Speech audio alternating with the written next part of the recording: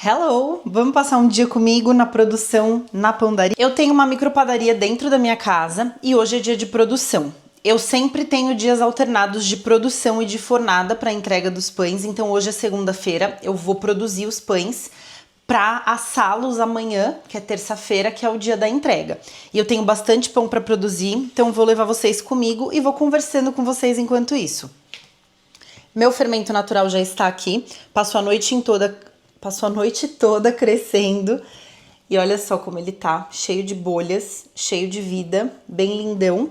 Eu calculo a quantidade de fermento que eu vou precisar no dia anterior para alimentar ele já na proporção correta e deixar ele crescendo a noite inteira. Então, bora lá que tem muito pão para produzir hoje. Vou começar a produção pelos pães tradicionais e o tanto que eu tô chique com este pote da Tupperware que eu ganhei de presente.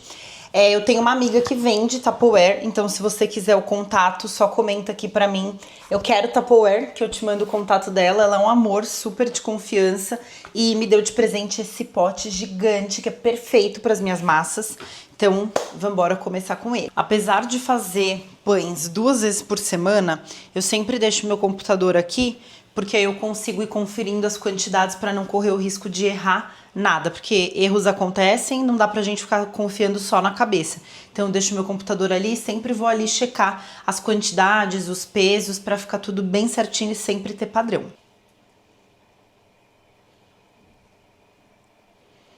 Eu preciso me concentrar nessa parte, senão acabo porcionando errado. E aí já viu, né?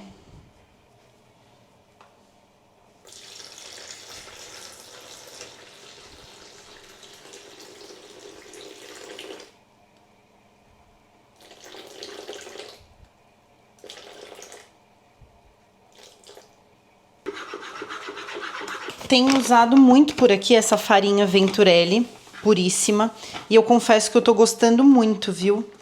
Ela é muito boa, ela tolera muito bem 70% de hidratação, eu tô adorando. E eu sempre recebo nos vídeos perguntas sobre autólise, se eu não faço autólise, por que eu já misturo a farinha direto? E não, gente, eu não faço autólise, eu faço um processo que se chama fermentólise, que é quando a gente mistura o fermento, a água e a farinha, ao invés de misturar só a água e a farinha e deixar isso tudo agir. Alguns padeiros criticam isso veementemente, mas eu acho realmente muito bom e muito eficaz. Para mim aqui funciona em absoluto, então eu faço desse jeito porque eu acho que em time que tá ganhando não se mexe, eu já fiz vários testes. Então, é assim que eu sigo por aqui e dá muito certo. Depois que eu incorporo tudo o máximo possível com esse misturador, não tem jeito, tem que ir com a mão. Então, eu molho a minha mão aqui na pia, tiro o excesso de massa aqui do misturador e venho misturando com a mão para deixar tudo muito bem incorporado. E eu confesso para vocês que eu adoro essa parte. Algumas pessoas já me perguntaram se eu não tenho a intenção de comprar uma masseira. E, honestamente, agora não tenho essa intenção, porque eu gosto desse processo e eu acho que antes da masseira a minha prioridade é o forno, porque é por conta da minha limitação com o forno que eu não consigo assar mais pães por fornada e consequentemente pegar mais encomendas. Então o forno é uma prioridade para mim antes da masseira, até porque esse processo aqui para mim ele é terapêutico, é satisfatório, então tá tudo certo. E o tanto que o nível dos meus pães subiu quando eu aprendi que quando a gente fala na fermentação natural de incorporar bem a massa, não é isso aqui, ó. Não é deixar ela assim pedaçuda. Também não é sovar. É a gente mexer bem aqui até essa massa ficar o mais lisa possível sem ficar sovando. É ir misturando assim, puxando de baixo para cima, porque isso ajuda muito no desenvolvimento do glúten. E isso faz com que o seu pão cresça melhor, fique mais fofinho, mais bonito, tenha aquele salto de forno, uma pestana mais interessante. Então é aqui, ó, treino de braço, eu fico até ofegante, porque tem bastante massa aqui, dá um certo calor, mas vamos que o resultado vale muito a pena. Já estou fazendo a segunda leva de massa do dia, que é o pão integral com mix de grãos, e tava pensando aqui uma coisa que é o seguinte: eu sempre quis trabalhar com a produção de conteúdo. Desde que eu atuava como dentista, eu criava conteúdo falando sobre saúde bucal e tudo mais. É uma coisa que eu gosto muito de fazer.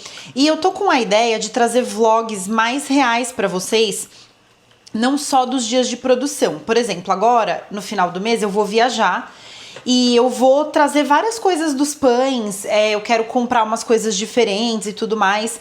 Mas eu quero saber se vocês gostariam de vlogs, assim, de acompanhar mais a minha rotina mesmo, além da pãodaria. Me deixa saber aqui nos comentários, e se você tem interesse nesse tipo de conteúdo, me acompanha nas redes sociais, que por lá eu posto bastante coisa. E é uma coisa que eu adoro fazer, que eu tô com bastante vontade de investir, assim, para além da pãodaria, né, que tem sido algo muito especial na minha vida. Mas a grande questão é que quando eu penso em criar minha vida dos sonhos com a pãodaria, isso não passa só por estar dentro da cozinha fazendo pão, sabe? Isso passa também por uma questão de ter uma rotina que me faça muito feliz. E essa rotina que me faz muito feliz não envolve só estar aqui fazendo pães. Envolve criar conteúdo, envolve explorar outras coisas, envolve ter disponibilidade de tempo.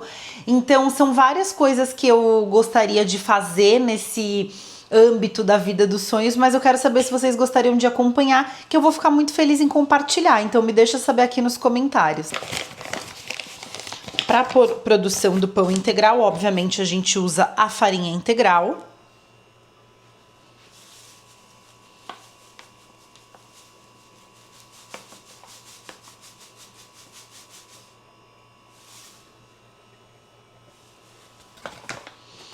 Passou um pouquinho, eu tiro com a mão mesmo e volto pro pacote sem nenhum problema. Nos meus dias de produção, eu começo o dia bem cedo, já misturando todas as massas e deixando tudo pré-organizado, porque aí durante o dia o que eu vou fazendo? As dobras, para cada tipo de massa eu faço uma quantidade diferente de dobras, de acordo com a hidratação da massa, e depois eu vou separando essas massas e colocando em recipientes com os recheios. Então, por exemplo, aqui hoje vai sair o pão tradicional, o pão de gorgonzola, o pão integral e o pão de cacau com café, que é o especial de Páscoa. Estes dois pães, principalmente o de gorgonzola e o integral, que vão os grãos, eu faço a massa, vou fazendo as dobras e no meio da mistura das dobras é que eu adiciono os recheios. E por que eu faço isso? Eu faço isso para garantir que os recheios fiquem numa textura ideal dentro da massa. Então os grãos, por exemplo, se a gente coloca eles antes do momento ideal, eles perdem a crocância. E o queijo gorgonzola libera muita gordura. Então a gente precisa dosar isso e colocar os recheios na massa num momento adequado. Mais uma vez, chegamos num ponto que não dá mais para misturar com o misturador, molho a mão, tiro o excesso aqui de massa do misturador e vamos para o treino de braço. Eu preciso desenvolver a habilidade de fazer isso um pouco com o braço esquerdo, porque eu fico tão dolorida depois e só dói o braço direito, porque eu não mexo massa com o esquerdo, então eu preciso desenvolver essa habilidade. Preciso treinar. Aí, ó. Vai que vai. O braço já tá quase caindo, porque a primeira leva que eu fiz foi de muita massa. E aí, quanto mais massa, mais cansativo, né? Mais força a gente tem que fazer para tirar ela de baixo, trazer para cima, para incorporar tudo muito bem. O problema é que se a gente deixa alguma bolinha de farinha ou alguma coisa, isso fica no pão depois, porque acaba que cria uma película, meio que dá uma plastificada nessa farinha e ela não dissolve depois, e aí fica um pontinho dentro do pão estranho. Então, por isso a gente tem que sovar, né, entre aspas, muito bem isso aqui, misturar muito bem para dissolver toda a farinha. Isso é uma coisa que já não acontece quando usa masseira, né? Porque ela bate super uniforme. Então, é uma vantagem. Mas é que pensando no que é possível fazer de investimento agora, o forno é mais interessante, porque não adianta eu ter uma masseira onde eu consiga produzir 10 quilos de massa se eu não conseguir assar 10 quilos de pão, sabe? Então é mais importante eu conseguir assar uma grande quantidade para eu conseguir produzir uma grande quantidade, e aí a masseira fica para um segundo plano. É assim, quando a gente empreende, a gente tem que ir aos poucos, porque senão você quer fazer tudo de uma vez, é um investimento muito alto, a gente não recupera o investimento nessa velocidade, infelizmente, né? Principalmente aqui que eu sou sozinha para produzir. Então, mesmo que eu queira produzir muito, eu tenho uma limitação que é a minha limitação, né? Eu só tenho 24 horas no meu dia, eu preciso dormir, por incrível que pareça, eu preciso fazer outras coisas na vida. Então não dá para eu também ter uma capacidade produtiva muito gigantesca, e eu nem quero, sabe? Eu amo essa pegada da micropadaria justamente por isso. É o artesanal, é o pequeno, é o pouco. Para mim, hoje não faz sentido pensar em ter uma produção gigantesca.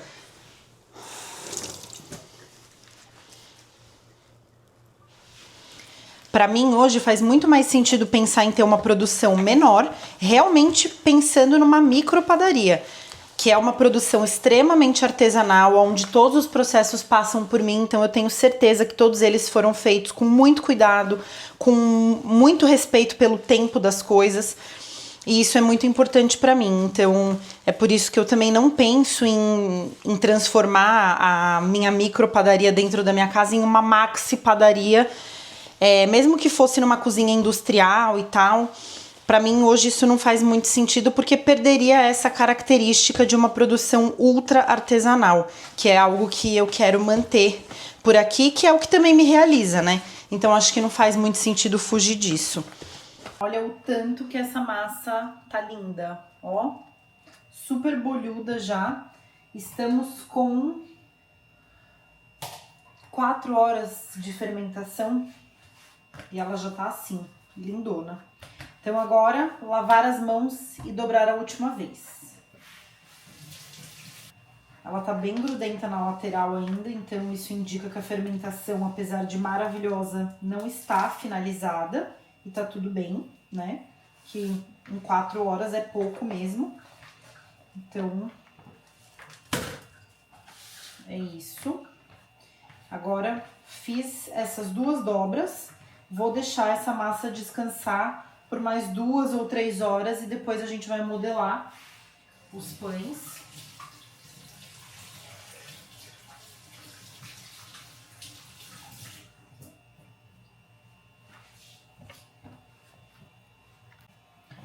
Mesma coisa para o pão de gorgonzola.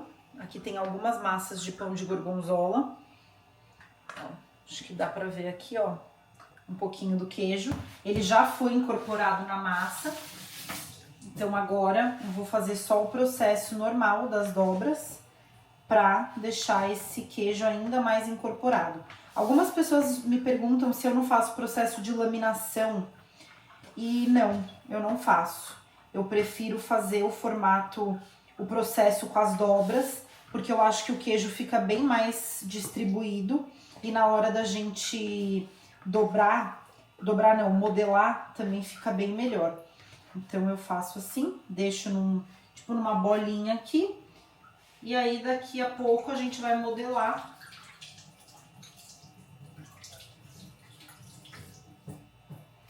Para deixar bem no capricho. E aí os tradicionais também estão lindões.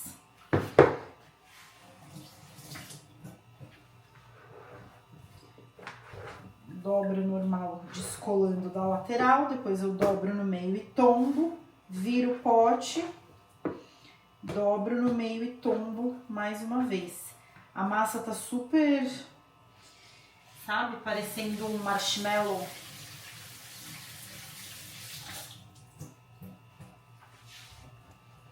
Show de bola. Agora, mais umas 3 horinhas de descanso. Eu vou acompanhando. Daqui umas 2 horas eu venho olhar. Se já tiver bom, eu já modelo. Se não, eu deixo mais umas 3 horinhas e boa. Agora, isso aqui a Globo não mostra, né? O chão todo sujo da produção. Vamos nós passar um pano. Eu passo um desengordurante aqui. Não que tenha gordura no chão, mas pinga água, cai sempre um pouquinho de farinha. Então eu passo um desengordurante e um paninho para a cozinha ficar sempre limpa, né? Agora que as massas estão todas fechadas e longe, né? Aqui não tem perigo de cair nada nelas.